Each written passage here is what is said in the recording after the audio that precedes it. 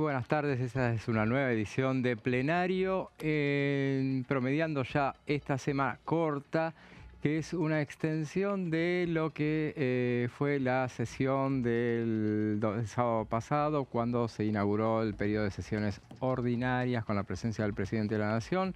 Bueno, estamos todavía analizando todo lo que sucedió en esa sesión. Pero bueno, ya hay actividad plena en la Cámara de Diputados. Esta es una semana corta, pero eso no indica que no haya actividad.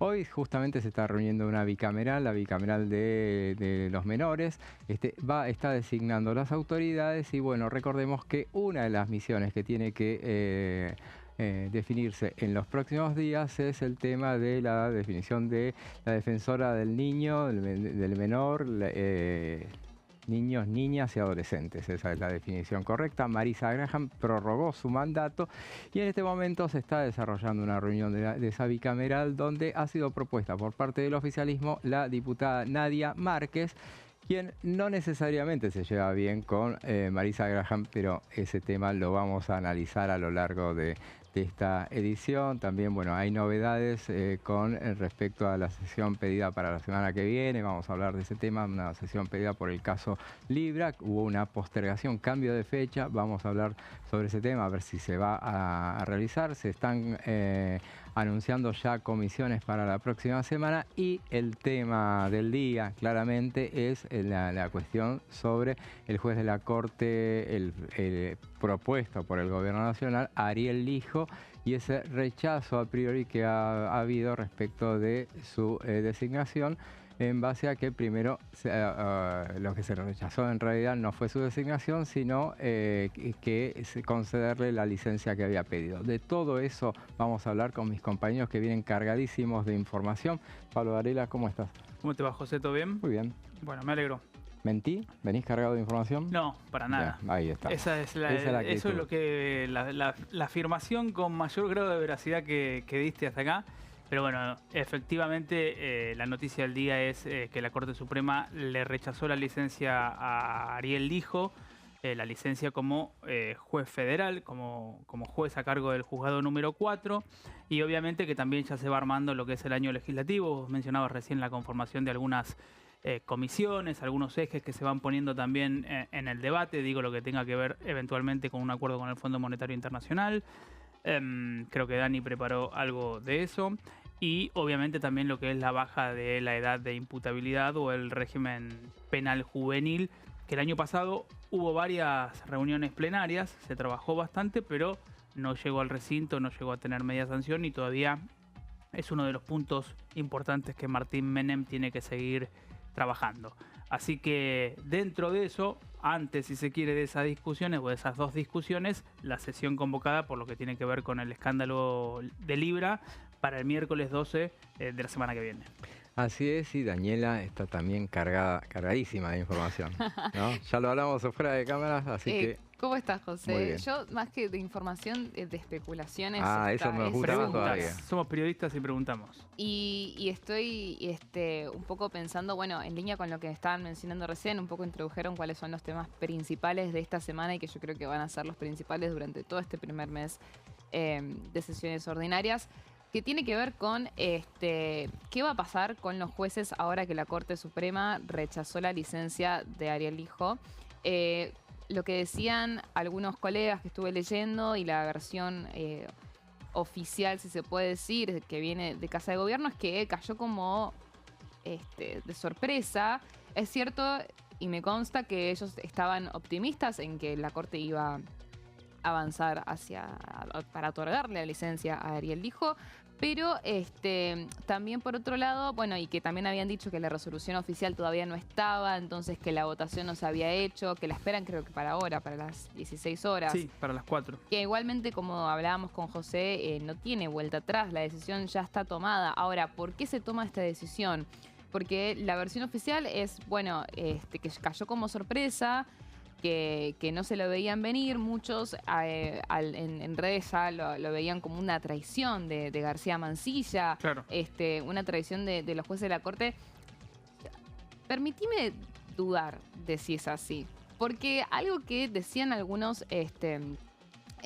cercanos que conocen a Ariel Lijo y que entienden que él siempre quiso ser designado a través ¿Del Senado? con la aprobación del Senado, que también se decía mucho que él había sido el que había buscado las firmas para su dictamen y que él es el que se estaba cocinando los votos. Acá hay una cuestión clave que es entender que hay una cuestión que tiene que ver con el debate constitucional, ¿no? Hay una interpretación sobre el artículo de la Constitución que le otorga al presidente la facultad de poder designar a jueces por decreto. Hay interpretaciones en torno a si lo que dice ese artículo refiere a que la vacante tiene que suceder durante el receso. Claro. O si solamente se refería a que el presidente podía designar por decreto jueces durante el receso del Congreso. Bueno, si vamos a remontarnos a la primera interpretación, es solamente una vacante la que podría ser por decreto.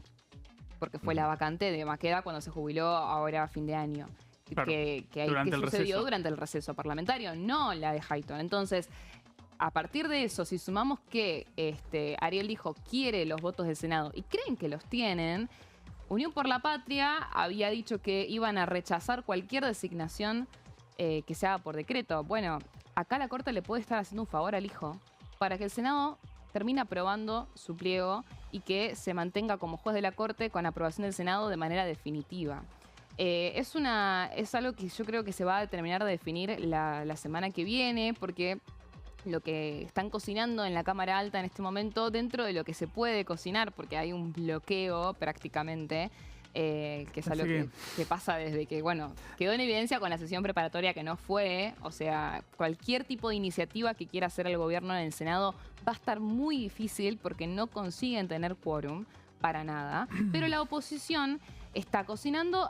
Ya vienen anticipando que quieren hacer una sesión la semana que viene para rechazar los pliegos de los jueces designados por decreto. Ahora el Lijo no es uno de ellos. Entonces, si eso se lleva a cabo, efectivamente hay que ver, porque también la realidad es que lo vienen diciendo, pero no hay ni siquiera un pedido de sesión todavía. Muy probablemente ahora que terminó el feriado largo y empezó el periodo de ordinarias, estamos en el segundo día hábil, digamos. Es muy reciente todo, hay que ver si efectivamente se termina avanzando con alguna iniciativa, pero los ojos van a estar puestos en a ver si realmente van a terminar rechazando a los jueces como dicen, o si pueden haber aprobaciones en el medio.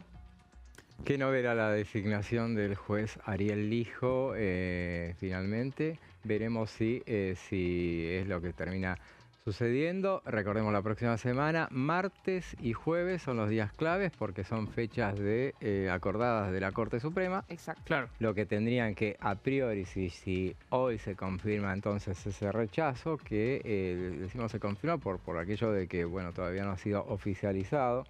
Sí, específicamente. circuló como un borrador de la resolución, que no tenía firma y no tenía número. Ahora yo acabo de ver en mi celular una resolución que tiene número, pero bueno, falta la cuarta firma, que era la de Lorenzetti. Que no firma para que no se oficialice la acordada.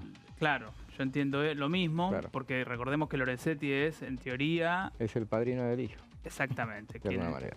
Quien le propone a la Casa Rosada, bueno, a ver, podemos meter al hijo, podemos meter, es un verbo inapropiado. Podemos proponer al hijo, digamos, y armar esa mayoría, ¿no? Claro, y empezar a construir una mayoría distinta. Claro. A mí, retomando, porque tal vez la gente no está del todo clara o sabe, digo, García Mansilla votó en contra de la licencia, no sé si lo dijimos taxativamente. Sí, por eso decían, hablaban de una traición de Mansilla. Claro que García Mansilla es el que en teoría verdaderamente el gobierno o la Casa Rosada quería por su perfil hasta ideológico, ¿no? Ariel dijo, siempre la Casa Rosada dijo, bueno, es amigo del sistema político, claro. Es como el juez que querrían los políticos. Pero bueno, veremos qué pasa. La verdad que es un novelón porque además queda el pliego de... Como el pliego no tiene las 9 firmas y no bajó el recinto, me refiero al pliego de García Mansilla, necesitan 48 votos o los 2 tercios, ahí se me escapa si es mayoría agravada o 2 tercios, pero necesitan, digamos, una mayoría robusta para habilitar el tratamiento del pliego. 2 tercios necesitan para emplazar la comisión de acuerdo. Entonces, sí. Pero eso, claro, para Mansilla. No está fácil. ¿Eso solo para García Mansilla? El caso del hijo tiene dictamen de comisión. Sí. Y es algo que también se hablaba mucho de por qué el gobierno no retira los pliegos. Es una pregunta que me hice yo también.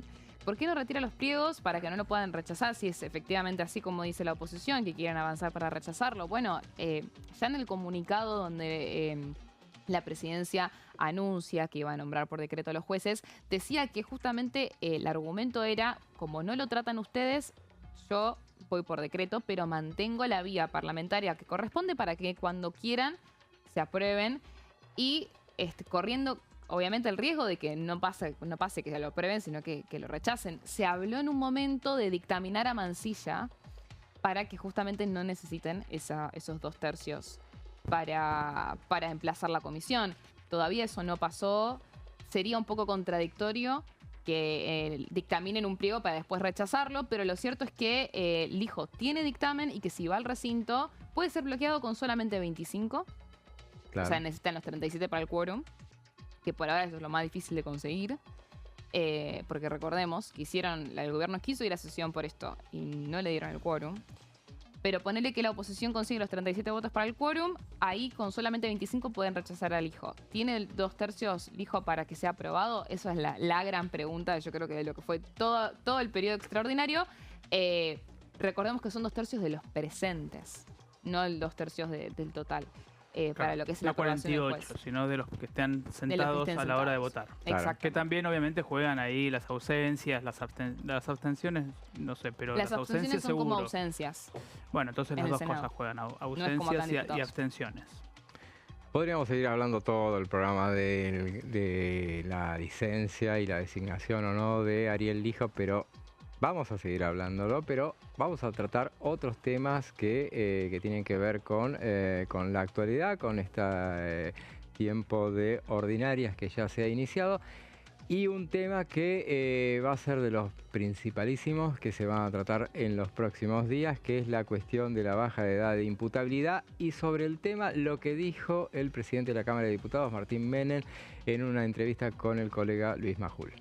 Como hemos podido observar en todo este tiempo, la cantidad de delitos que cometen menores que no están alcanzados por la ley penal han sido, la verdad, bastante lamentables, y si tenemos en cuenta los datos, entre 2020 y 2023 crecieron más de un 30% los delitos cometidos por personas menores de edad, entre comillas, que causan el mismo daño que causan los adultos, pero no los alcanza la pena, y así está hecha la provincia, un baño de sangre. Tenemos que trabajar rápidamente. Recordemos que no hemos tenido apoyo por parte del kirchnerismo, no nos ha acompañado ni en reiterancia, ni en la ley antimafia. Esperemos que recapaciten y nos puedan acompañar en la baja de la edad de imputabilidad. Ahí lo escuchábamos al presidente de la Cámara de Diputados hablando del tema de la ley para bajar la edad de imputabilidad. Recordemos, hay un proyecto del Poder Ejecutivo para bajarla de 16 a 13 años, como dice el GRAF en este momento. Es un tema que se debatió a lo largo del año pasado, no se alcanzó a dictaminar, fueron todas reuniones informativas, pero de eso nos va a hablar Pablo. Sí, a ver, es un tema que claramente lo viene proponiendo el Ejecutivo y lo viene proponiendo el oficialismo desde hace meses. El año pasado remitió el proyecto de ley para bajar la edad de la imputabilidad, y es algo que está obviamente en el tintero y que me parece que tomó un nuevo impulso, si se quiere, por un lado por lo que tiene que ver con el discurso ante la Asamblea Legislativa el 1 de marzo pasado, el sábado pasado, y por otro también porque se va colando las cuestiones que tienen que ver con lo político y con lo electoral, y con un momento muy caliente para la provincia de Buenos Aires, en donde hay mucha tensión obviamente entre la Casa Rosada y La Plata, y eso me parece que también le da un nuevo impulso a lo que tiene que ver con este Código Penal Juvenil, que lo que busca, decimos una vez más, es decir, como a título, obviamente tiene otras implicancias, pero como a título es el de bajar la edad de la imputabilidad, que hoy en la Argentina está en 16 años. Es decir, vos sos punible a partir de los 16 años, bueno, sería bajarlo a los 13 años. El año pasado hubo 7 reuniones de comisión, son reuniones plenarias. Las comisiones que están encargadas de encarar este debate son legislación penal, que está a cargo Laura Rodríguez Machado, que es una diputada de Córdoba del PRO, familia, niñez y Juventudes, que está a cargo de Roxana Reyes, de la UCR de Santa Cruz. Justicia, que está a cargo de Manuel Quintar, que es un diputado de Jujuy, del oficialismo, de La Libertad Avanza. Y Presupuesto y Hacienda, que obviamente doy por sentado casi que quien nos está viendo sabe que está a cargo de José Luis Espert. Como decía antes, hubo 7 reuniones de comisión, más o menos por los meses de agosto, pero básicamente no se llegó a dictaminar y seguramente va a ser tratado en marzo o en abril. Todavía no hay fecha. Podemos repasar brevemente lo que tiene que ver con las edades de imputabilidad en otros países. Sí. Esto es un mensaje que posteó hace bien poquito el Ministerio de Justicia en sus redes sociales. Ahí las estamos viendo: régimen penal juvenil, edad de imputabilidad. En Inglaterra 10 años, en Suiza 10 años, en Israel 12, en Brasil 12, en México 12, en Francia 13, en Uruguay 13 y en Argentina 16. Deliberadamente nos pusieron a nosotros porque somos los que tenemos edad más avanzada, obviamente, ¿no? Claro, exactamente. Ahí, bueno, obviamente lo que se busca es, como decís vos, la comparativa con otros países. Inglaterra tal vez encabezando el ranking con la edad más baja, digamos, a partir de los 10 años en Inglaterra empezás a ser plausible de ser sancionado penalmente. En la Argentina a partir de los 16, y también la comparativa me parece interesante con algunos países de la región, ¿no? Donde uno, tal vez la comparación tiene más sentido. Ahí la estamos viendo nuevamente. Claro, Uruguay. Brasil, México y Uruguay, que son países latinoamericanos y que además tienen historial con cierta conflictividad. Tal vez Uruguay diría que es la excepción dentro, pero Brasil ha sido un país con mucho incidencia de inseguridad. México, ni hablar. En Estados Unidos también es 12 años. En Estados Unidos también es 12 años. Mira, no tenía ese dato, pero bueno, Inglaterra y Suiza con 10. Digamos, claro, que a priori uno diría, bueno, son los países más seguros o son los países que tienen menos asimetrías sociales o menos desigualdades y demás. Pero bueno, tenemos un textual también de Martín Menem en esto que mencionábamos recién y que la entrevista que brindó, que lo que busca obviamente el presidente de la Cámara de Diputados es darle este nuevo impulso a partir de lo que tiene que ver con el 1 de marzo.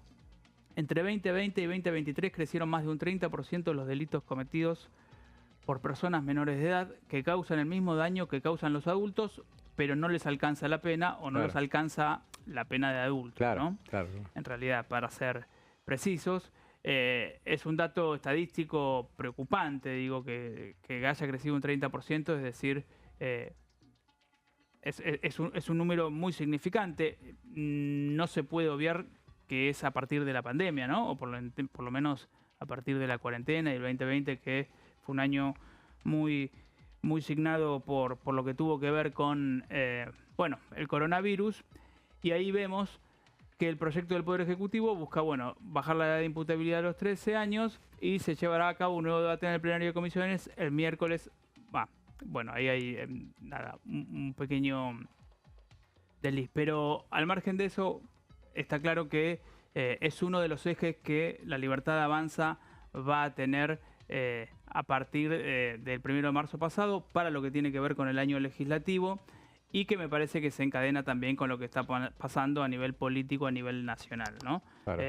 Un presidente que destacó muy fuertemente a Patricia Bullrich en el discurso del 1 de marzo, destacó su accionar en lo que es el Plan Bandera en Rosario, ¿no? En la zona de Rosario por el narcotráfico, y con toda esta batería de discursiva y de medidas, digo, el gobierno gana esa agenda, tiene claro que es una agenda que le rinde, evidentemente, y ya avanzó en otras cuestiones como el juicio en ausencia, la ley de reiterancia y demás. Así que seguramente veremos cómo se debate esto prontamente. Claro, y recordemos que este tema ha sido reactivado a partir del hecho que, lo hemos mencionado varias veces en este programa, el asesinato de la pequeña Kim, de 7 años apenas, y el tema fue a manos de jóvenes de 15 y 17 años, son los autores materiales de este crimen, y siempre esos crímenes que son tan impactantes son los disparadores de este tipo bueno, refuerzan el debate sobre esta cuestión. Recordemos, este debate fue impulsado el año pasado justamente a partir del asesinato de un playero, ¿se acuerdan? Bruno Busanich, en Rosario, que lo había matado un sicario de 15 años, nada menos. En ese momento es que, bueno, todo el gobierno se pone a partir de la postura de Patricia Bullrich, habló de impulsar delito de grande, penas de grande, cuño libarona también, pero hablaron de bueno, bajar la edad de imputabilidad. Un tema que finalmente lo terminó anunciando el 28 de junio, ingresó a la Cámara de Diputados el 16 de julio. Y el primero, a propósito de las 7 reuniones que mencionaba Pablo recién en comisión, o sea, se debatió a lo largo del año pasado, eso se inició todo con el debate el 31 de julio a partir de la presentación de funcionarios, entre ellos Sebastián Amerio, que es el vicejefe de Justicia, justamente, y estuvieron también los representantes del Ministerio de Seguridad en esa oportunidad. Datos de aquel entonces, y a propósito de los que mencionabas, en esto que acá la cuestión pasa fundamentalmente por los datos acá. Se hablaba de un debate, se había mencionado un debate que lleva 44 años nada menos, este tema, porque bueno, la ley tiene 44 años de vigencia, en 1980 en la dictadura fue impulsada. Intervenciones judiciales con la presencia de menores en aumento. En 2021 fueron 822, veníamos de pandemia, o sea, un poco más bajo de lo habitual, y tuvo pero así todavía tenía un 22% de incremento. ¿Por qué? Porque comparaba con 2020, pandemia. En 2022, 906 casos, 10% más, y 2023, 986 casos, 9% más. Y esos eran datos que dieron los funcionarios durante ese debate que se hizo a lo largo del año pasado y que, como decía Pablo, se va a reanudar en los próximos días. Veremos, bueno, el miércoles que viene arranca este plenario de 4 comisiones. Ahora, bueno, vamos a una pausa y ya volvemos con más plenario.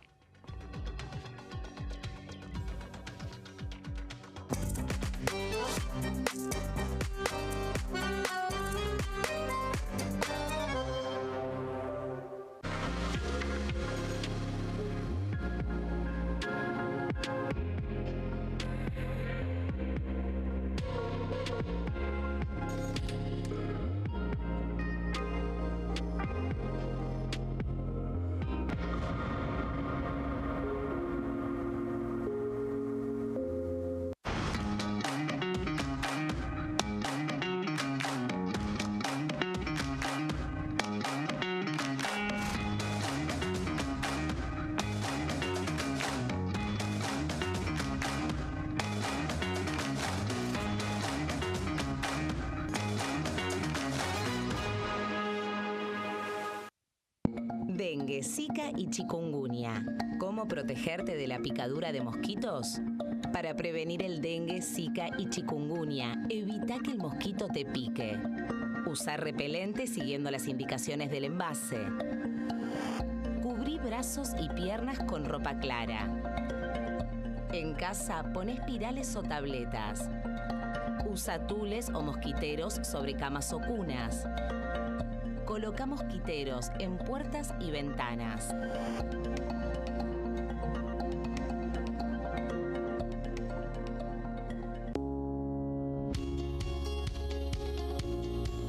La Cámara de Diputados tiene 257 miembros. Los diputados debaten y sancionan leyes que rigen en todo el territorio nacional. Algunas de las más importantes son el presupuesto de gastos generales del Estado, el Código Civil, el Código Penal, la forma en que se rige el trabajo, las jubilaciones, entre tantas otras.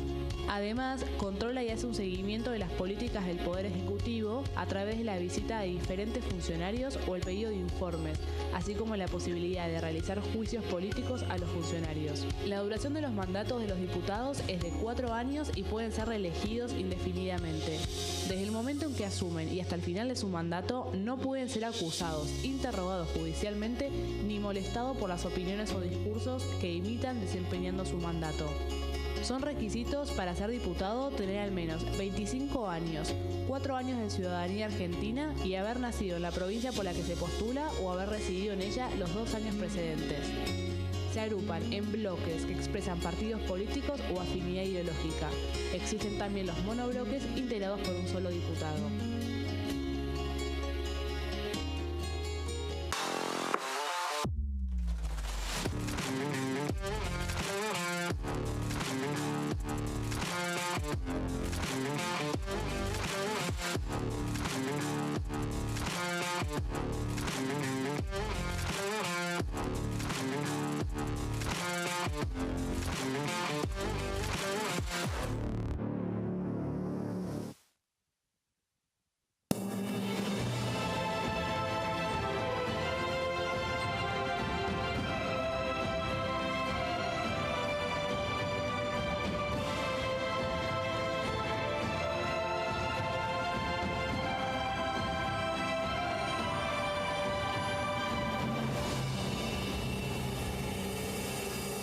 ¿Cómo prevenir dengue, zika y chikungunya? Para prevenir estas enfermedades, evita que el mosquito te pique y no lo críes en tu casa. El mosquito que transmite dengue, zika y chikungunya se cría en recipientes que juntan agua en los hogares. Da vuelta o tapa los objetos que puedan acumular agua o eliminalos si no los usás. Limpia y cepilla frecuentemente desagües y libera canaletas de hojas y o tierra. Evita tener plantas en floreros o frascos con agua. Limpia y rellena con arena los portamacetas.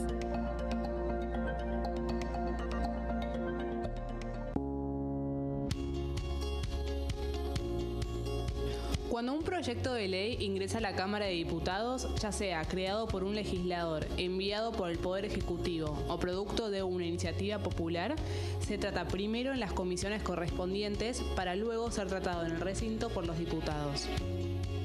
Las comisiones son el ámbito de análisis y debate sobre los proyectos de ley conformadas por legisladores de distintos bloques. Hay 23 comisiones especiales que tratan temas específicos como el atentado a la AMIA y 45 permanentes que tratan temas vigentes como educación y salud. Un diputado puede formar parte de varias comisiones.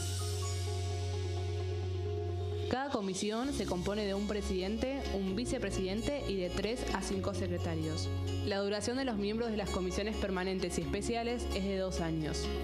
Para que la comisión funcione debe tener quórum, es decir, un mínimo de 15 y un máximo de 31 a 49 diputados. Las autoridades son elegidas por los propios integrantes de las comisiones, que a su vez son elegidos bajo consenso por sus propios bloques. Para que un proyecto sea tratado en el recinto, debe contar con el apoyo de la mayoría de los integrantes de esa comisión. Al finalizar una reunión de comisión, se dictamina sobre la pertinencia de tratar el proyecto en el recinto.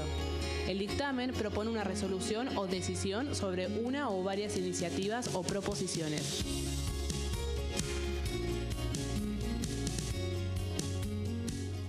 En este momento, millones de niños y niñas tienen desnutrición severa. Algunos están tan débiles que apenas pueden pararse.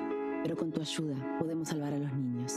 Este alimento terapéutico listo para usar está lleno de vitaminas y nutrientes esenciales que ayudan a los niños y a las niñas a recuperarse de la desnutrición. Gracias a personas como vos, ayudamos a salvar a millones de niños cada año. Da un simple paso. Dona ahora y ayúdanos a seguir salvando vidas.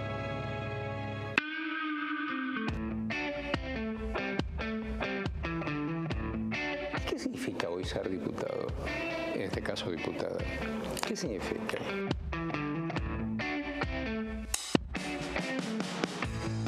Política, vida de todos los días y el básquet.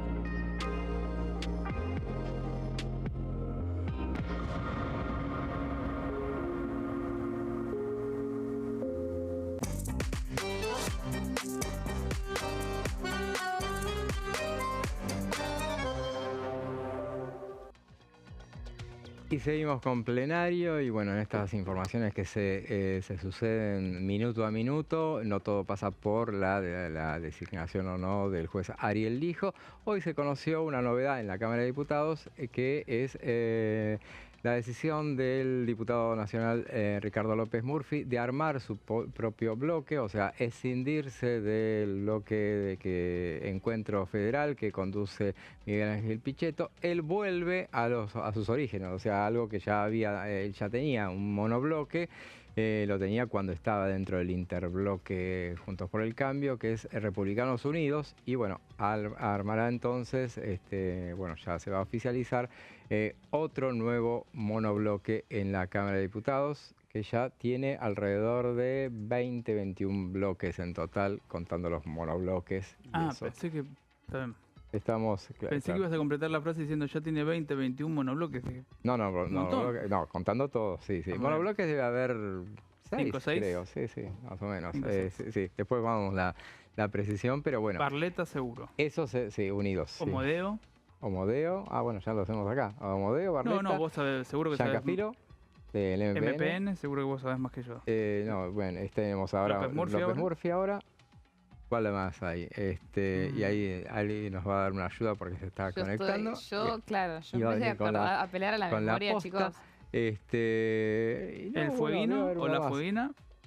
Claro, el nuevo. Garramuño todavía no armó monobloque, pero va a hacer un monobloque. Ahí tenemos el 5, el quinto. Y debe haber uno más. López Murphy no lo contamos, o sea, él sería el sexto. López Murphy creo que después tenemos Santa Cruz con 2, producción y trabajo con 2. Claro, creo que no hay más, creería que no hay más. Bueno, Barleta ya lo contamos.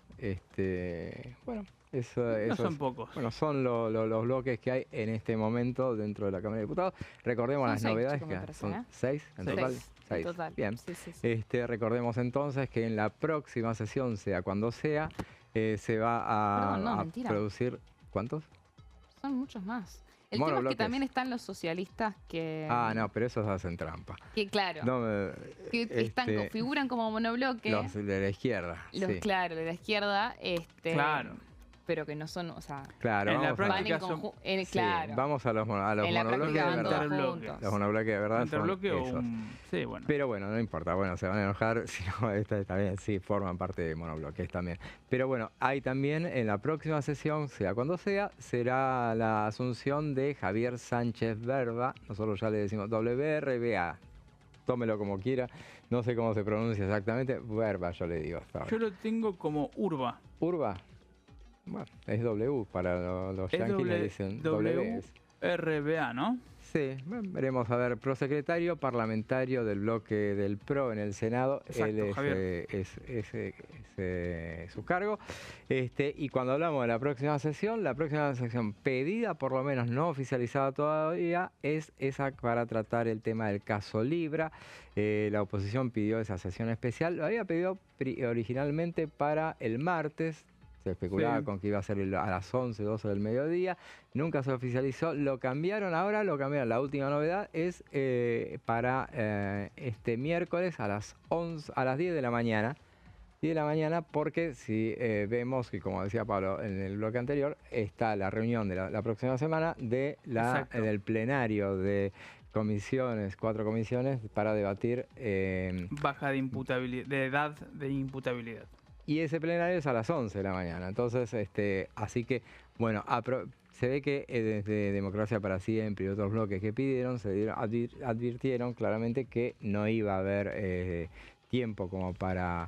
no iba a haber quórum para el martes que viene, y van para ver si lo consiguen el miércoles. Igual todavía no está oficializada la reunión. Veremos si se lleva adelante esa reunión finalmente. Esas son las novedades que... Una sesión, José, que si se lleva adelante va a ser muy importante porque sería en el caso de que puedan avanzar con alguno de los planteos de la oposición para investigar el caso Libra, ya sea pedido de informes, ya sea crear una comisión. Hay múltiples propuestas de distintos sectores políticos. Eso va a ser un mensaje claro para el gobierno porque sería la primera vez que consiguen justamente pronunciarse al respecto desde lo que es el Congreso, porque recordemos que cuando fue la sesión por los proyectos de extraordinarias en el Senado, hubo un intento también de parte de la Unión Cívica Radical de plantear una comisión investigadora. También la senadora Mónica Silva había planteado una comisión bicameral investigadora sobre este caso y no pudieron reunir los votos necesarios. Efectivamente, bueno, lo hemos repasado en vivo acá cuando sucedió, que por un voto no lo pudieron crear, un voto que era del Senado, que se pensaba que era del senador Eduardo Vichy, lo mataron después de eso. Pobre, fue claramente foco de escándalo, porque bueno, él había firmado el pedido para crear esta comisión y todos interpretaron que dio vuelta a su voto porque aparte sí había contribuido para que se vote, que se admita el tratamiento en la sesión, porque también necesitaban 2/3 para primero tratar la creación de la comisión. Yo interpreto que lo que pasó también ahí fue, recordemos que bueno, Vichy, así como también pasa acá en diputados, hay muchos radicales que no quieren tener que tienen una buena relación con el oficialismo, no le quieren dar esa mala señal, pero no quieren obstaculizar el tratamiento de estas propuestas y que en algún punto lo que plantean muchos es por ahí dar quórum o quizás, digamos, no obstaculizar que se lleven adelante cualquiera sea de las medidas, pero que lo terminen votando todos y que después en la votación se den muchos vuelta, entre comillas. Vamos a ver cómo termina repercutiendo eso en la Cámara de Diputados. Lo que sí adelantamos es que son muchas las propuestas y que la oposición espera que al menos una consiga aprobarse.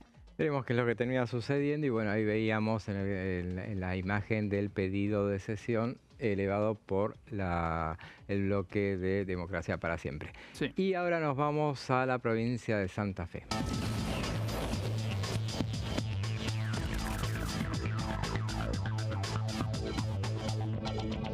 Y estamos en comunicación con la diputada Verónica Razzini. ¿Cómo le va, diputada del PRO? ¿Cómo le va, diputada? José Di Mauro la saluda. ¿Qué tal, José? Buenas tardes. ¿Cómo están ustedes? Muy bien, diputada. Bueno, qué sensaciones le dejó la sesión, la Asamblea Legislativa del sábado pasado, la presentación del presidente de la Nación? Y una sensación rara porque, bueno, hubo muchos ausentes y bueno, por ahí no es lo que estábamos acostumbrados. Creo que, bueno, estamos viviendo momentos políticos de mucha polarización, donde, bueno, nos está costando mucho sentarnos a charlar, ¿no? Y bueno, y poder llevar adelante las diferencias civilizadamente. Es un poco lo que hemos asistido en las últimas sesiones, donde las situaciones se ponen un poco violentas y bueno, es un poco lo que ha sido el Congreso el último año, ¿no? Un año donde vemos una oposición que se rasga las vestiduras de repente y parece que no sé, que no hubo pasado en la Argentina o que en los últimos años no sucedieron cosas. Entonces creo que bueno, esto de hacerse cargo está costando un poco. Y bueno, y por otro lado, ves un oficialismo que está muy plantado en marcar sus buenos resultados. Y que bueno, que también está costando un poquito por ahí que arranque en otros aspectos donde también hay necesidades que atender, pero bueno, también desde mi punto de vista yo analizo que es una fuerza nueva que está aprendiendo, que está logrando cosas que eran impensadas y bueno, desde mi punto de vista sigo dándole mi apoyo a este gobierno. Diputada, ¿cómo le va? Daniela Romero la saluda.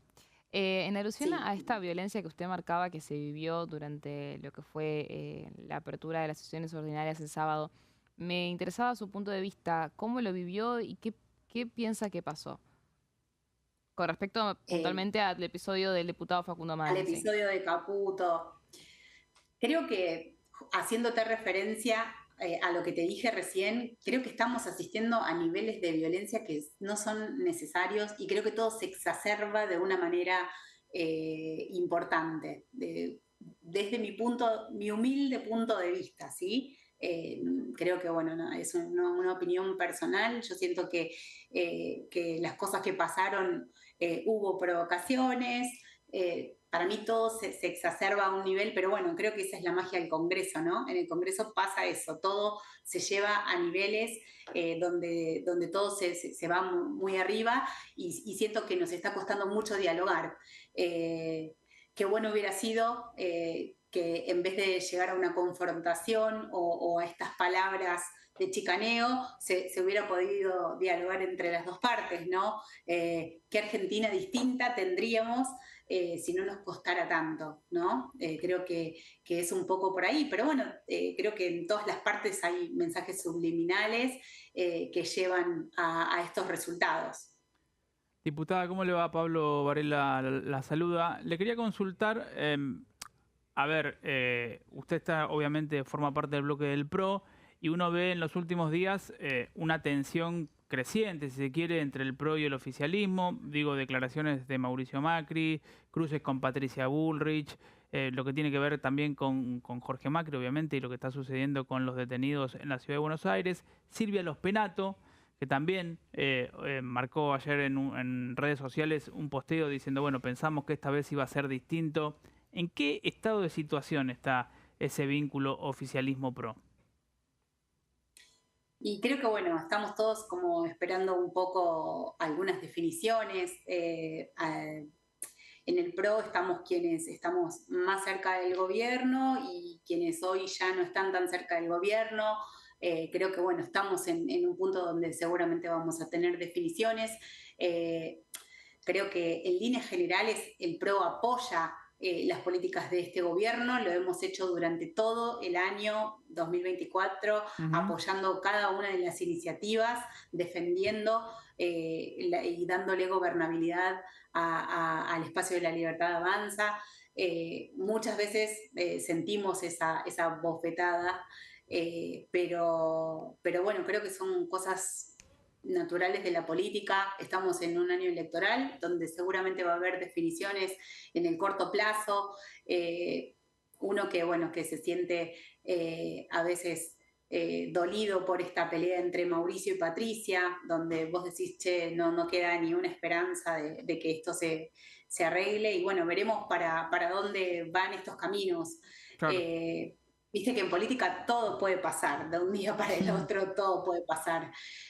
Así que bueno, uno se queda expectante desde el lugar. Yo soy una diputada del interior, que tal vez no tenemos la injerencia que tienen los diputados que están en Buenos Aires y que tienen por ahí una llegada más cercana.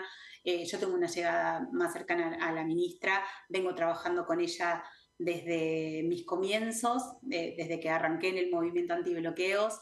Siempre tuve su apoyo y en todas mis iniciativas antibloqueos la ministra siempre se ha hecho eco de todo lo que yo le he planteado.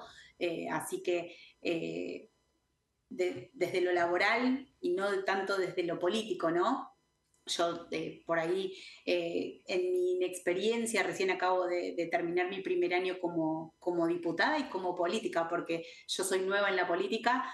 Yo he trabajado muchísimo en mis proyectos, en mis iniciativas antibloqueos, bueno, en lo que pudimos ingresar en la ley bases, y la verdad es que siempre tuve el apoyo de Patricia en todo lo que he emprendido, y la verdad es que yo he trabajado muy bien con el gobierno todo el año, como también he tenido el apoyo de mi bloque, de mi presidente de bloque, Cristian Ritondo.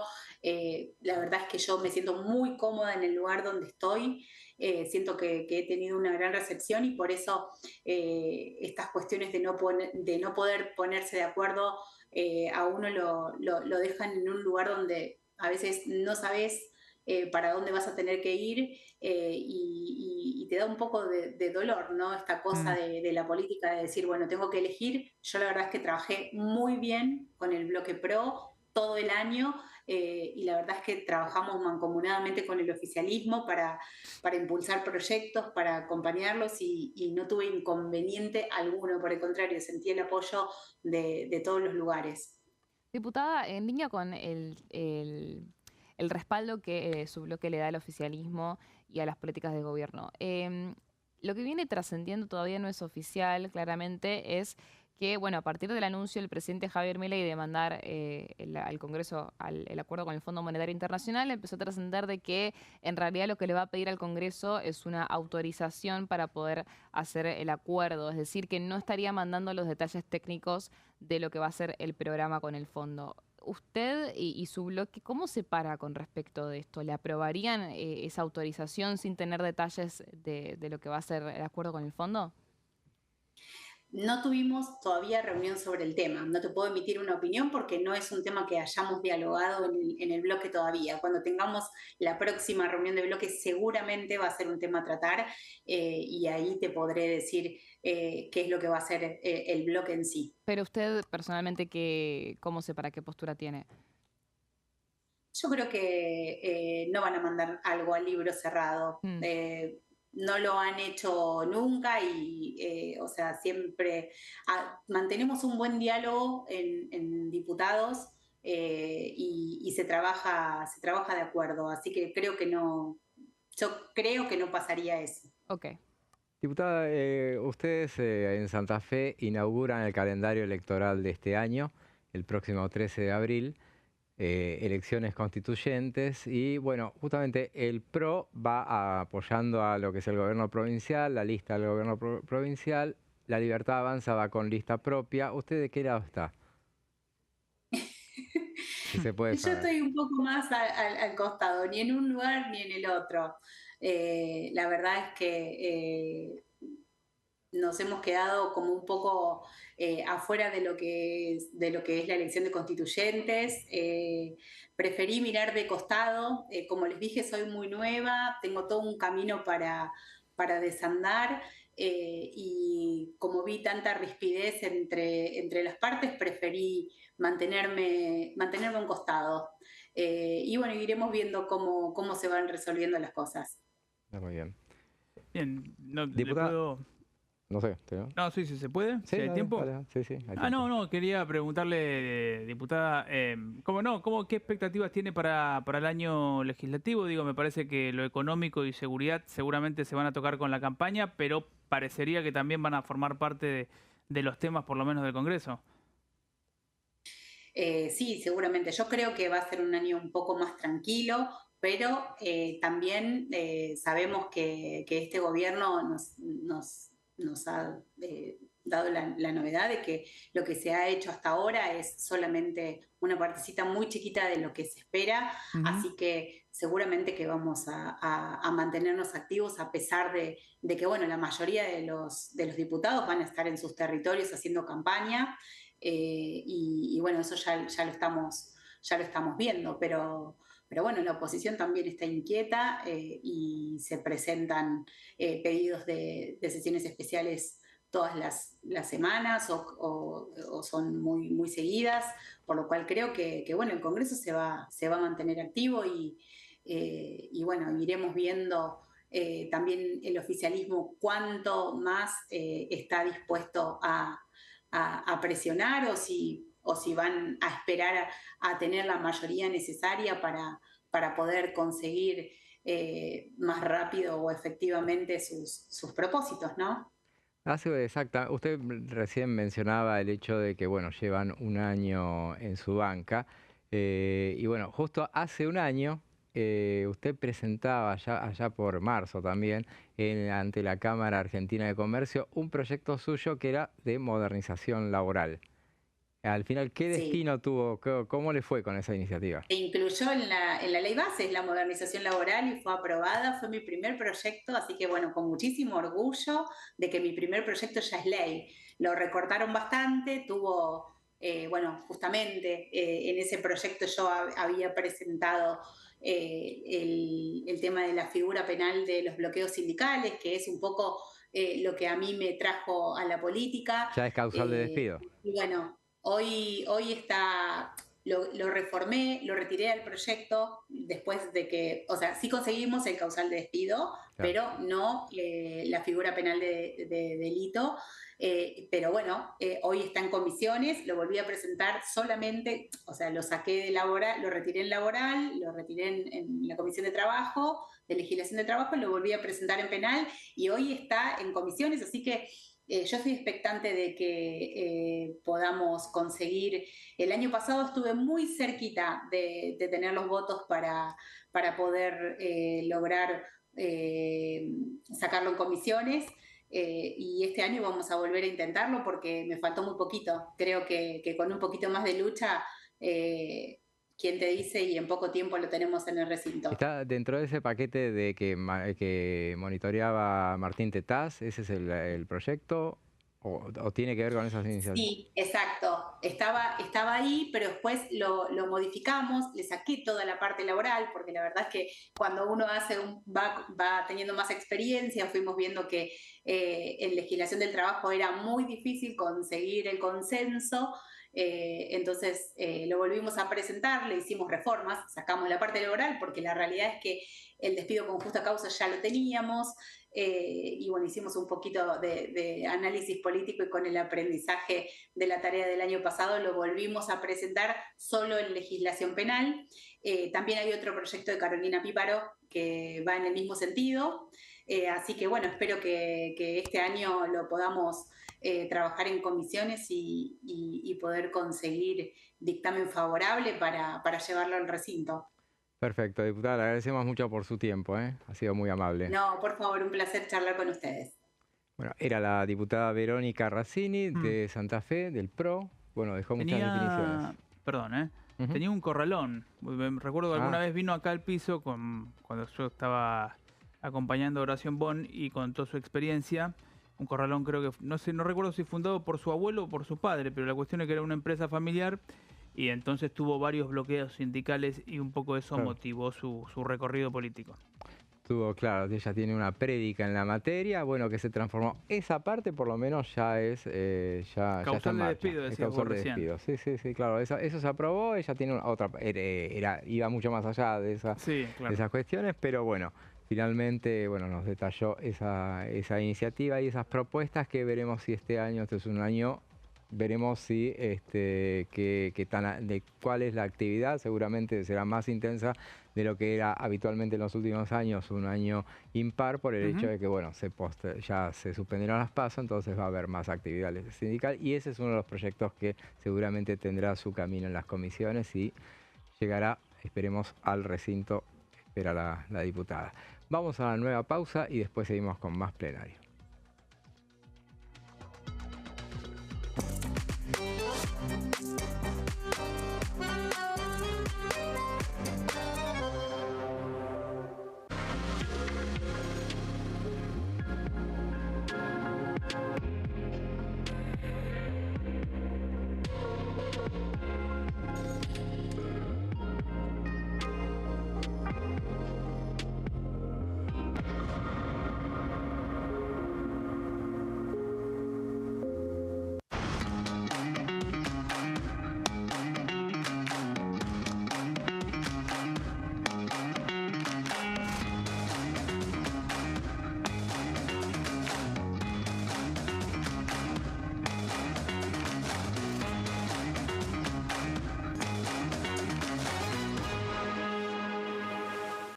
¿Cómo prevenir dengue, zika y chikungunya? Para prevenir estas enfermedades, evita que el mosquito te pique y no lo críes en tu casa. El mosquito que transmite dengue, zika y chikungunya se cría en recipientes que juntan agua en los hogares. Da vuelta o tapa los objetos que puedan acumular agua o eliminalos si no los usás. Limpia y cepilla frecuentemente desagües y libera canaletas de hojas y o tierra. Evita tener plantas en floreros o frascos con agua. Limpia y rellena con arena los portamacetas.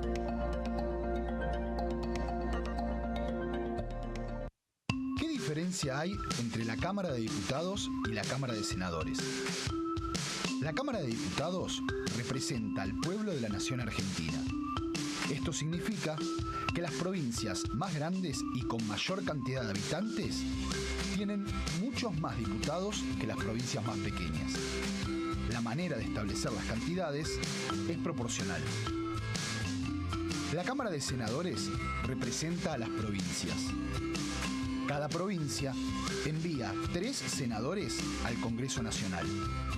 El total de senadores es 72, dado que las provincias argentinas son 24. Este es un número fijo.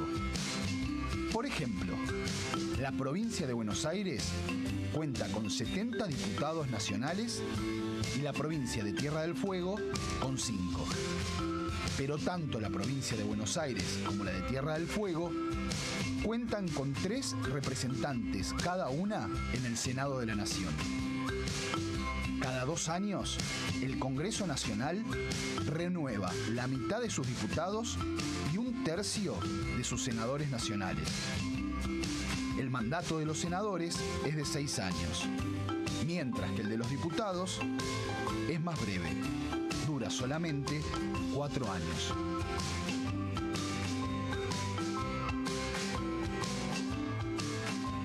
En este momento, millones de niños y niñas tienen desnutrición severa. Algunos están tan débiles que apenas pueden pararse. Pero con tu ayuda podemos salvar a los niños.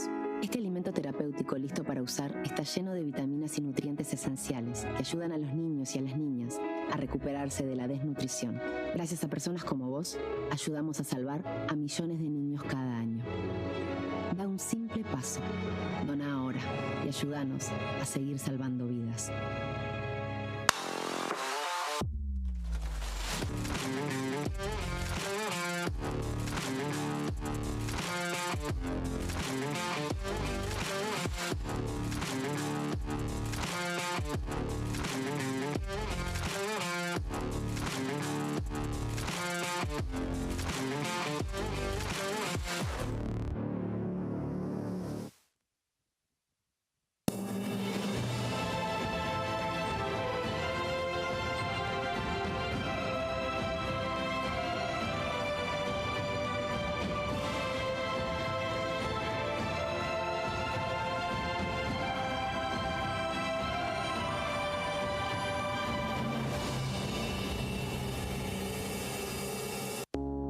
Las sesiones son el espacio donde los diputados debaten proyectos de ley para su aprobación, modificación o desaprobación. En una misma sesión se pueden tratar varios proyectos de ley. Desde el 1 de marzo, cuando el presidente las inaugura, se desarrolla el periodo de sesiones ordinarias. Entre el 1 de diciembre y el 28 de febrero se extiende el periodo de sesiones extraordinarias que solo pueden ser realizadas a pedido del presidente de la Nación. En el recinto, el bloque oficialista se dispone a la derecha del presidente de la Cámara, el bloque opositor mayoritario a la izquierda y en el centro los bloques con menos cantidad de integrantes. En el tratamiento, en general, los diputados tienen 7 minutos y los jefes de bloque entre 20 y 12 minutos conforme al número de legisladores que representen. La sesión es dirigida por el presidente de la Cámara de Diputados, que administra el uso de la palabra y las distintas instancias del funcionamiento. A la izquierda del presidente está el secretario administrativo, a la derecha el secretario parlamentario y debajo de él están los taquígrafos, que registran cada uno de los testimonios.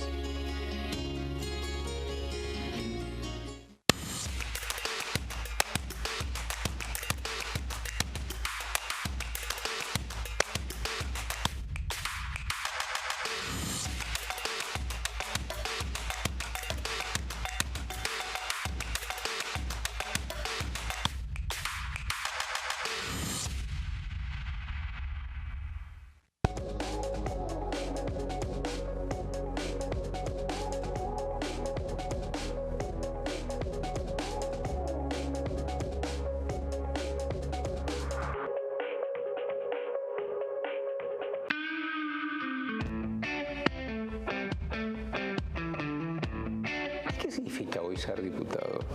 En este caso, diputada. ¿Qué significa?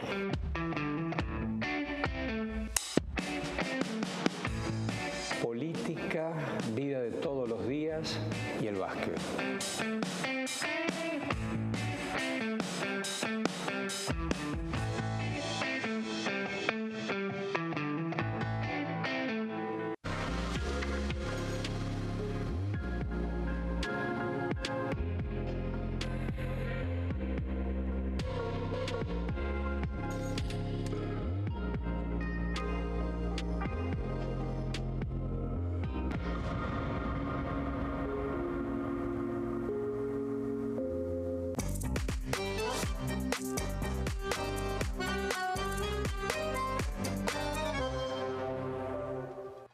Y seguimos con plenario y con referencias permanentes a lo que fue el mensaje presidencial del sábado pasado en la apertura de las sesiones ordinarias, y uno de los pasajes más importantes, sin lugar a dudas, fue el que tuvo que ver con el anuncio del acuerdo con el FMI. Bueno, él habló de que ese acuerdo con el FMI, que está pronto a alcanzarse, el presidente de la Nación habló de eso, deberá pasar por el Congreso y espera que, bueno, le mandó un mensaje a los legisladores, espera que el tratamiento, que brinden su apoyo. Ayer mencionábamos que algo muy parecido a lo que había sucedido el año pasado, cuando, bueno, hizo una escenificación similar con lo que tenía que ver en esa oportunidad con la ley de bases, un pedido a los legisladores. Esa vez dijo, bueno, si me apoyan está bien, y si no me apoyan lo haremos por decreto. En esa oportunidad era otro el trato con los legisladores por ese entonces. En esta oportunidad fue más amigable la postura, pero dijo, bueno, como sea, el gobierno va a lograrlo, pero espera que sea con el apoyo de los legisladores. Y bueno, del acuerdo con el FMI nos va a hablar Daniela. Bueno, sí, José, un poco lo que fue, para mí la perla de todo lo que fue el discurso del sábado fue el anuncio del acuerdo con el fondo, pero es un acuerdo que todavía no está. No. De hecho, el presidente había dicho que lo iba a mandar en los próximos días, pero también el gobierno dice que el acuerdo recién va a estar cerrado en abril. Claro. ¿Por qué hay... Primer cuatrimestre, ¿no? Claro, que sería durante el primer cuatrimestre. ¿Por qué hay distintas versiones? Bueno, eso un poco también se estuvo hablando estos días en la Casa de Gobierno, donde empezó a trascender que en realidad lo que van a mandar al Congreso, y que esto sí estaría llegando en los próximos días, supuestamente es una especie de pedido de autorización para que el Congreso le dé el permiso al gobierno para cerrar el acuerdo. Claro. Un medio, o sea, como una especie de facultad delegada, interpreto yo en algún punto, porque no tendría ninguna especificación sobre de lo que va a ser el programa de este acuerdo que quieren cerrar, al que le falta el moño, dice el presidente nada más, con el Fondo Monetario.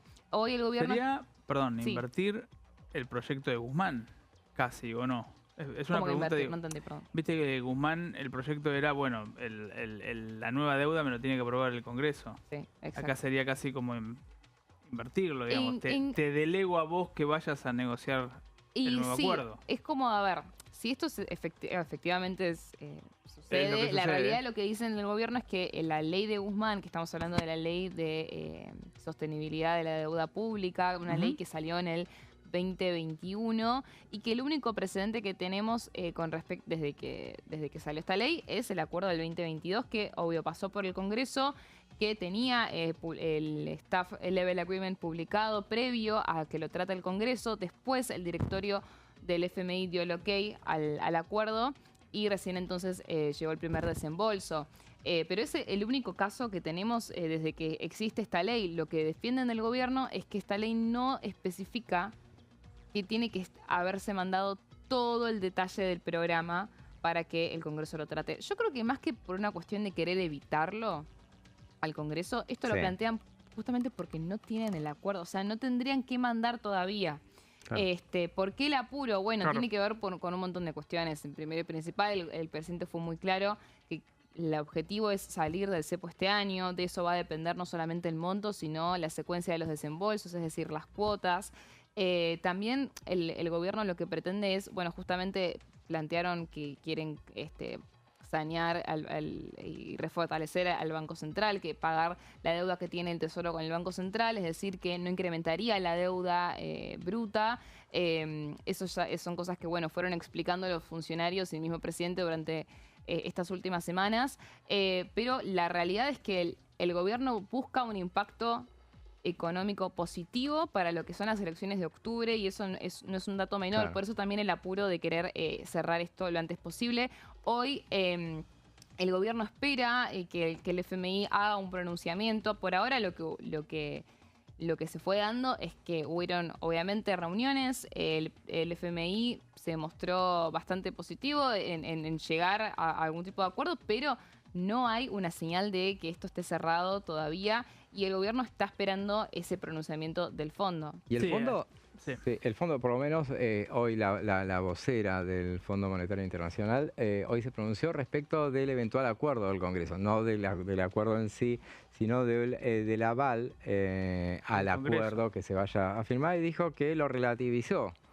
Dijo que no es, obviamente valora el apoyo político, pero de una sanción de una ley, convalidando los términos del programa, pero esa es una cuestión de derecho interno y que no influye esa decisión en lo que decida el Fondo Monetario. O sea, nos apoye o no nos apoye, está muy bien, es una buena señal, pero nosotros le decidimos si le damos la plata, no le damos la plata, o qué tipo de acuerdo. Fuerte mensaje, sí. muy importante.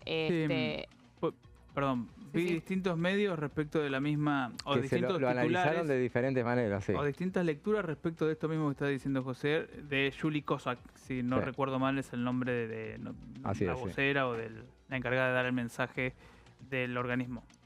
Claro, algunos, pero bueno, claro, hay que ver de cuál es. Algunos lo interpretaron como pero me resulta clave el apoyo. Razonable. Y otros, bueno, no es tan clave el apoyo. Claro. Bueno, un poco eso también se le preguntaba al presidente estos últimos días, de si que lo pase por el Congreso había finalmente sido un pedido del propio fondo o si... Claro.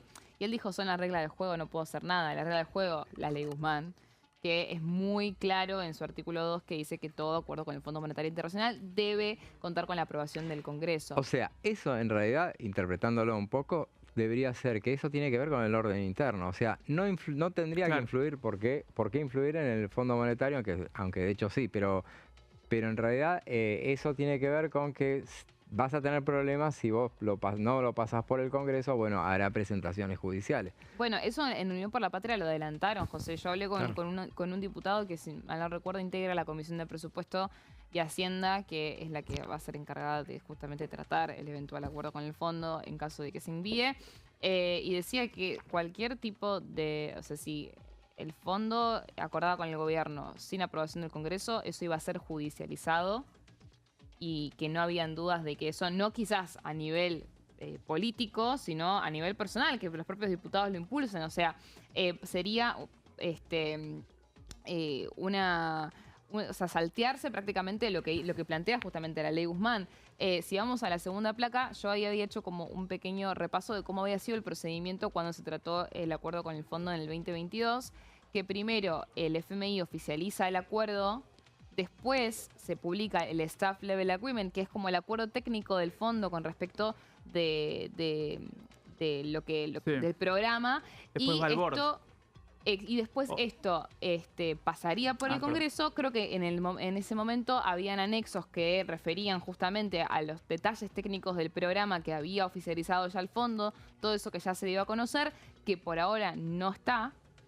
Eso se había mandado previo a que el Congreso lo trate. Después, una vez que el Congreso dio el ok, fue que el directorio del FMI terminó por aprobarlo y ahí empezó recién el primer desembolso, a llegar el primer desembolso. Entonces, repasando un poco lo que había sucedido en el 2022, por ahora no están las condiciones para que esto suceda de esta forma tan inminente como lo pretende el gobierno, porque ese acuerdo no está y se esperan más pronunciamientos de la índole de lo que recién mencionaba José. Yo entiendo que lo que recién estabas contando era justamente lo que era el anuncio que el gobierno estaba esperando para hoy. ¿Cómo se interpreta esto? En el Congreso va a ser clave porque una de las cuestiones que bueno, recién lo hablábamos con la diputada del PRO, ¿qué va a pasar si efectivamente es así, que el gobierno no envía el acuerdo, sino que pide una autorización y ya, como firmar un cheque en blanco? ¿Qué es lo que va a pasar? Porque obviamente los aliados no quieren obstaculizar lo que es la negociación con el Fondo Monetario. No es un objetivo, no, incluso dentro de lo que es la oposición dialoguista. Sí. Pero obviamente, va a pegar duro el hecho de que ni siquiera se los ponga al tanto de qué es lo que están justamente negociando. Eso ya lo habían anticipado algunos radicales, también del bloque de Encuentro Federal de Miguel Ángel Pichetto. El PRO, como decía la diputada, todavía se ve que no hizo un pronunciamiento conjunto, no lo tienen resuelto, pero va a ser interesante ver cómo reacciona no solamente la oposición, que eso ya sabemos, pero los aliados con respecto de qué es lo que necesitan, bueno, el presupuesto 2025. Esa va a ser la demanda. Incluso diputados de la UCR que son afines al oficialismo adelantaron que la semana que viene, esta semana es como medio de stand-by en algún punto, porque bueno, venimos del feriado carnaval. La semana que viene van a reactivar conversaciones por el presupuesto 2025 y ya Nicolás Massot lo había dicho por Twitter que directamente condicionaba aprobar el acuerdo con el fondo con el tratamiento del presupuesto 2025. Eso también va a pegar en lo que van a ser las negociaciones parlamentarias por el acuerdo con el fondo. ¿Se lo pedirá también el fondo en un presupuesto? Bueno, en principio no pareciera haber un problema con eso. No, de hecho, el gobierno enterró, cerró la persiana de diálogo por el presupuesto 2025. Y eso fue una decisión que se tomó en noviembre. No, nunca estuvo en carpeta. Nunca estuvo tratar por verdaderamente el presupuesto. No creo que así sea. Pero sí, obviamente que la oposición dice que los gobernadores todavía lo están reclamando. Si esto es así o no es así, la verdad es que a mí no me consta. Yo con algunas conversaciones que he tenido cercanas a algunos gobernadores directamente dan de baja que haya algún tipo de iniciativa para retomar el presupuesto 2025. Pero bueno, claramente es una carta de negociación fuerte que pegó durante todo el tratamiento de extraordinarias. Recordemos que el PRO sacó un comunicado durísimo cuando se anunció el temario de extraordinarias, diciendo que el gobierno tenía una visión autoritaria por no incluir el presupuesto 2025. Entonces, esto se espera que resurja y el acuerdo con el fondo va a ser va a ser una ficha que se va a jugar para mí en paralelo, en conjunto con este reclamo de la oposición, y va a depender mucho de, bueno, justamente esto, si el gobierno efectivamente termina mandando un pedido de autorización sin ningún tipo de detalle. Porque hay que ver qué tanto detalla de lo que va a ser el programa, cómo termina siendo redactado. Sí, de las metas fiscales, cambiarias, sobre todo cambiarias, que me parecería que es lo más tensionante, ¿no? Cambiario, monetario, fiscal. Y como decís, el monto, que se habla de 10.000, 11.000 millones de dólares, pero que tampoco hay precisiones. Sí, pero bueno, si eso llega a suceder, ya los diputados consultados, incluso acá con la propia diputada, lo ven como una sorpresa, como no creo que vaya a ser algo así, pero bueno, a mí me consta, es lo que están diciendo en Casa de Gobierno estos últimos días. Si esto efectivamente es así, lo vamos a ver próximamente, pero sabemos que el acuerdo va a estar cerrado, la idea, este primer cuatrimestre, y se habla de acá cara a abril. Ahora, el tratamiento primero sería por la Comisión de Presupuesto, y ahí, bueno, la preside José Luis Espert, que me parece muy importante destacar, es la misma comisión, por supuesto, que trata el presupuesto 2025. Cuando se dé ese debate, eventualmente se van a poner un montón de cartas sobre la mesa, eso seguro.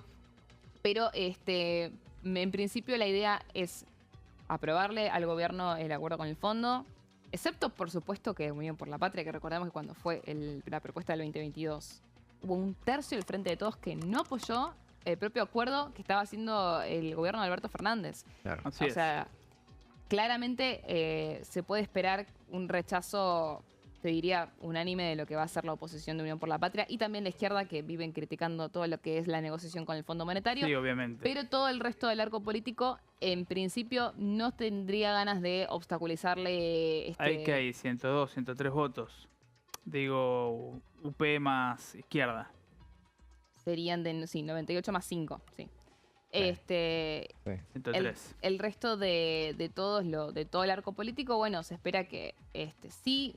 Y te digo, UP, algún diputado de gobernador. Sí, más de uno no va a estar referenciado en la provincia. Hay que ver, el escenario político cambió muchísimo dentro de lo que es el peronismo en ese momento hasta hoy, eso seguro. De hecho, quiebres subieron un montón durante este último tiempo. Pero a lo que voy es que no habría un impedimento de que el gobierno pueda conseguir el acuerdo. Ahora, si no ves un escenario que no pide, tenga los votos, decís. Exactamente. Bien, ahora, si pide que firmen un cheque en blanco, hay que ver cómo reaccionan los propios aliados con respecto de esa iniciativa, que sería como una especie de como no sé si, como decías vos, invertir la ley Guzmán, pero al mismo tiempo la usan como argumento, porque dicen, la ley Guzmán no dice que yo te tengo que mandar todo el detalle del programa. Claro. O sea, va a haber ahí un debate, vamos a ver cómo lo terminan encarando. Yo creo que igualmente si no mandan el acuerdo es porque no lo tienen, no porque no quieran. No, digamos, por ahí falta poco, como dice el gobierno. Claro, pero no está cerrado. Está definitivo. No está. Claro, esperarán a que termine siendo el acuerdo un empuje para el acuerdo del Congreso, que empuje un poco el acuerdo que vayan a alcanzar con el board del FMI. Veremos en definitiva qué es lo que termina sucediendo. Yo creo que la oposición dialoguista, que es más que nada lo que fue Juntos por el Cambio, bueno, tiene desde aquel acuerdo que hubo con el Fondo Monetario allá por 2018, claro. Y que, bueno, esa sensación de culpabilidad, un poco de que, bueno, yo siempre metí ese endeudamiento, bueno, ahora apruebo cuando no me toca a mí, que es lo que sucedió con Alberto Fernández cuando le aprobaron siempre. O sea, tuvo más votos de Juntos por el Cambio en ese momento que de los propios. Cuando el sector que respondía a Máximo Kirchner, bueno, claro. no renuncia de Máximo Kirchner a la presidencia de Bloque Mediante. Recordemos que, claro, fue en ese enero tan complicado, en enero de 2022, que renunció Máximo Kirchner. Bueno, ahí desde ahí la llegada de Germán Martínez al Bloque, lo que fue una crisis notoria dentro de lo que en ese momento era el oficialismo. Finalmente, bueno, veremos entonces cómo termina sucediendo. Me parece que sí, que la síntesis es un poco, bueno, el acuerdo no hay que mandar todavía, pero ellos lo que quieren es que haya una aprobación antes de que haya precisiones en definitiva. Yo coincido con esa lectura, José. Sí, que es la tuya. Es verdad. Bueno, a lo que voy es con esa interpretación. Lo que sí también, o sea, va en línea un poco también con que el presidente había dicho lo vamos a mandar en los próximos días. Claro. ¿Recuerdan el gesto del ministro de Economía cuando lo dijo? Como, mira que no sabía, no estaba enterado. Él, dentro de lo que es economía, tiran la fecha para abril, claro. En líneas generales este primer cuatrimestre, pero claro, o sea, en línea con esto de mandar en los próximos días, ¿qué es lo que va a mandar en los próximos días? Bueno, esto, o sea, sería como una especie de pedido de autorización. Reitero, hay que ver si efectivamente es así y si es así, ¿qué tanto detalle incluye ese proyecto que piensan mandar? Y si hay algún tipo de publicación o pronunciación previa de parte del fondo que también pueda ayudar a tener a que los diputados y los senadores tengan un panorama más claro de para dónde va ese acuerdo. Nosotros hemos hablado muy del plano doméstico y local, pero la verdad es que el plano internacional está complejo. Digo, uno ve una guerra comercial, ve un Estados Unidos que se repliega sobre sí mismo, Estados Unidos que tiene, digamos, gestos, sí, de recibir al presidente, de invitarlo a la CEPAC, de invitarlo a la Asunción, pero después, digamos, lo efectivo y demás siempre cuesta alcanzarlo.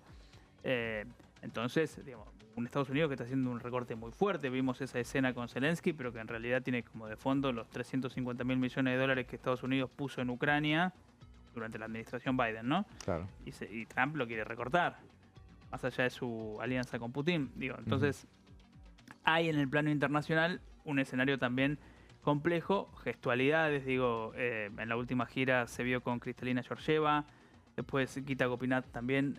La semana pasada fue. La semana pasada, exactamente, también tuvo, bueno, deseos, buenaventuranza por ahora. Por ahí se cierra la semana. Ahora son esas cosas. Claro, por ahí se cierra la semana que viene y bueno, este análisis queda por ahí un poco viejo, pero hasta ahora es eso, exactamente, sí. Y eso, insistimos, fue lo más importante justamente de lo que sucedió el sábado pasado, que después quedó un poco opacado por hechos. Exacto. No estrictamente políticos, o del discurso. Claro, pero del discurso fue lo más importante, claramente fue eso, y fue lo que tuvo que ver con el tema de la baja de edad de imputabilidad, que fueron esos anuncios que en muchos casos... Migraciones también, el proyecto de migración. La ley de migración, que la ley de migración fue de las poquitas que mencionó puntualmente. Una ley. Para mí fue novedoso, porque todo el resto también de los anuncios son cosas que ya venían un poco como anticipando que querían impulsar, la reforma tributaria, bueno, todo el tema del acuerdo comercial con Estados Unidos también, pues también obviamente lo de la edad de imputabilidad que ya se viene tratando, pero yo creo que lo de migraciones fue como lo más novedoso dentro de lo que fue la lista de anuncios, ¿no? Claro, pero en general los anuncios eran, hablaba de leyes, él habló de una docena. Yo después, escudriñando sobre lo que había dicho, le conté 11 posibilidades de leyes, pero las leyes las presentaba así, un párrafo. Convertir en ley una verdad incuestionable de la economía argentina, el déficit fiscal es la madre de todos los males de la historia del país. O sea, ¿qué ley es? Te queda la duda de qué tipo de ley va a ser. Justamente el presupuesto decía justamente la regla fiscal. Claro, y bueno, cero. Fue la única ley que tenía eso fue el presupuesto 2025, que creo que igual lo habían modificado. O habían ánimos de modificar. Creo que sacas una ley que diga que tenés que tener superávit primario y financiero por el resto de la historia. Y por ahí sí. Por ahí sí. El deseo de privatizar las empresas públicas, habló también de privatizarlo. Sí. O sea, había cuestiones, habló del régimen laboral que impera desde hace 50 años, quedó completamente obsoleto. Eso es reforma laboral, evidentemente. Sí. Perdón, saco del tema económico. No habló de intervención en la provincia de Buenos Aires. No. Evitó esa palabra, digamos. Claro. Sí. Y digo, eso, porque venía del viernes, que a las 7 de la mañana arrancó con una bomba tremenda, sacudió todo, pero el sábado no utilizó la palabra intervención. Así es. Novedades en la bicameral finalmente del defensor del niño, niña y adolescente, así es. La presidenta va a ser la radical Natalia Sarapura, finalmente. Habían propuesto el oficialismo a otra. Bueno, en acuerdo el radicalismo con UP, terminaron ungiendo a la diputada jujeña, presidenta que ya ocupaba un buen lugar. Le tocaba al Senado, aclaremos, no sé cómo, lo saltearon al Senado, sigue siendo un cargo para diputados. Esas cosas, esas trampitas que hacen todos, no este oficialismo, todos en general, bueno, le toca al Senado, bueno, no, pero vamos al diputado. En el Senado, bueno, la propuesta del oficialismo era Nadia Márquez, era. Que digo, yo decía diferencias, que bueno, ella es muy celeste, claro. Y Marisa Graham, que es la titular de la Defensoría, es bien verde, obviamente, pero bueno, eso igualmente no complicaba el tema, pero bueno, en este caso un radical va a ser. Llegamos al final de esta edición. Gracias, Pablo, nos vemos la semana que viene. Dale. Gracias, Dani. Gracias a ustedes, un placer acompañarnos. Bueno, para nosotros lo mismo. Bueno, lo dejamos ahora en compañía de los compañeros de Pasos Perdidos, Fernando Fracchelli, Amanda Alma. Ahí los vemos ahí a Fernando. Y nosotros volvemos a reencontrarnos mañana a partir de las 15. Será hasta entonces.